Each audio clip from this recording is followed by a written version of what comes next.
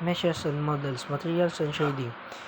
Introduction. 3D graphics often involve creating models or in applying materials to achieve a desired look. This document explored by concepts in meshes, models, materials, and shading.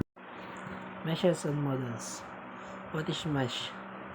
A mesh is a collection of vertices, edges, and faces that define the shape of a 3D objects. Meshes are the building blocks of 3D models.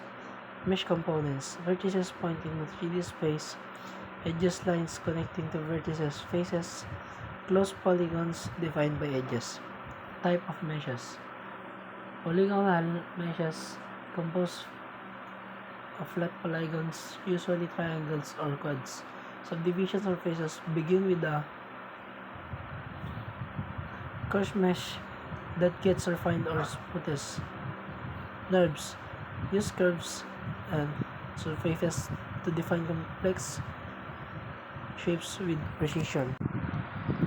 Additionally, meshes can be categorized based on their construction and intended use. Static meshes. These are meshes that do not deform or change shape during runtime. They are commonly used for environments, objects, and other elements that remain fixed as seen. Dynamic meshes. Dynamic meshes can change their shape or deform in real time.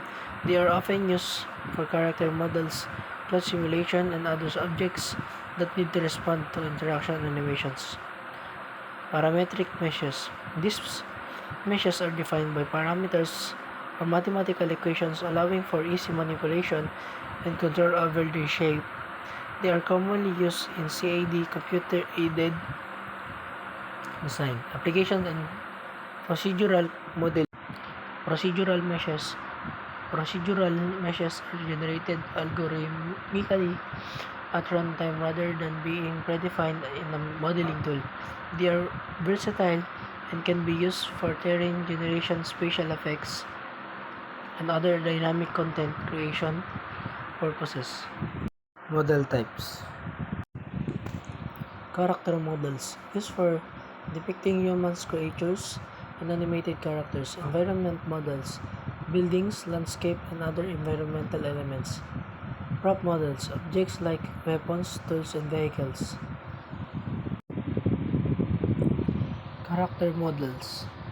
These are 3D representation of the game's characters, including protagonists, NPCs, non-player characters, enemies, and any other characters that interact within the game world. Environment models. Environment models represent the landscape, buildings, vegetation, and other elements that make up the game world. Prop models. Prop models encompass a wide range of objects and items found within the game world, such as weapons, tools, furniture, vehicles, and more. These models are both functional and decorative purposes, enhancing gameplay mechanics and adding visual interest to the environment. Prop models may require intricate detailing to ensure they appear realistic and interact seamlessly with the game physics engine. Material attributes. Diffuse color, the base color of the material. Specular highlights reflecting spots from light sources. Bump mapping creates the illusion of depth and texture without changing the mesh. Transparency controls the visibility through a material. Reflection determines how much light is affected. Diffuse color. This is the base color of a material representing how it interacts with incoming light.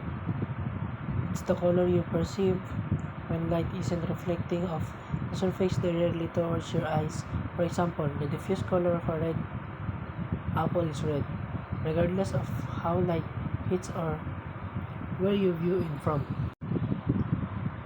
Specular highlights. These are the bright, reflecting spots you see on surfaces when light sources are directly reflected. Think of a shiny metal surface or the gleam on a polished marble floor when light hits it. Specular highlights are more pronounced on smooth, glossy surfaces compared to rough, matte surfaces. Bump mapping. Bump mapping is a technique used in computer graphics to create the appearance of surface, texture, and depth without actually altering the geometry of the object. It simulates the effects of bumps, wrinkles, or other small scale details by perturbing the surface normals of the object, which affects how light interacts with it. Transparency. Transparency controls how much light can pass through a material. Materials with high transparency allow a lot of light to pass through, making objects behind them visible, while materials with low transparency block more light and more opaque. Reflection. Reflection determines how much light is reflected off a surface.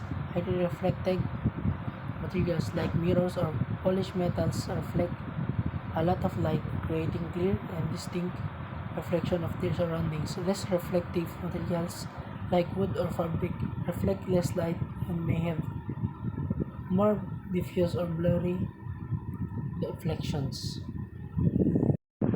Shading techniques. Bone shading uses smooth shading with specular highlights. Girl shading is smooth shading with interpolation between vertices. Flat shading. No interpolation, flat faces. PBR, physically based rendering, a more realistic shading approach considering real-world physics.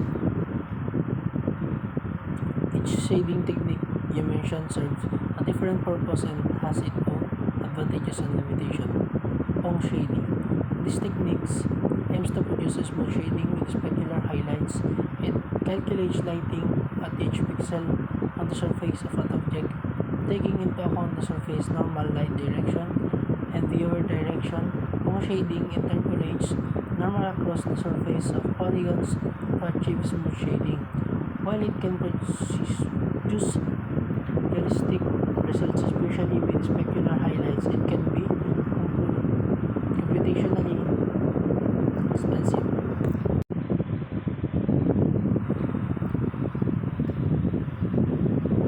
Gouraud shading. Unlike Pong shading, Gouraud shading calculates lighting at the vertices of polygons and then interpolates the resulting colors across the surface of each polygon. This results in smoother shading compared to flat shading but can produce less accurate specular highlights and other lighting effects as it does not compute lighting at every pixel.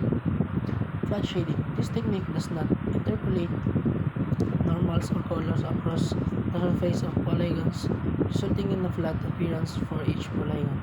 While it is computationally efficient, it can produce visually unappealing results, especially for curved surface. Physically based rendering. PBR is a modern shading approach that aims to simulate the behavior of light in the world more accurately. It takes into account physical properties of materials such as roughness, metallicness, and specular reflectance, as well as light properties such as intensity, color, and direction. PBR typically involves more complex calculation but can procedure highly realistic results with accurate lighting, reflection, and materials.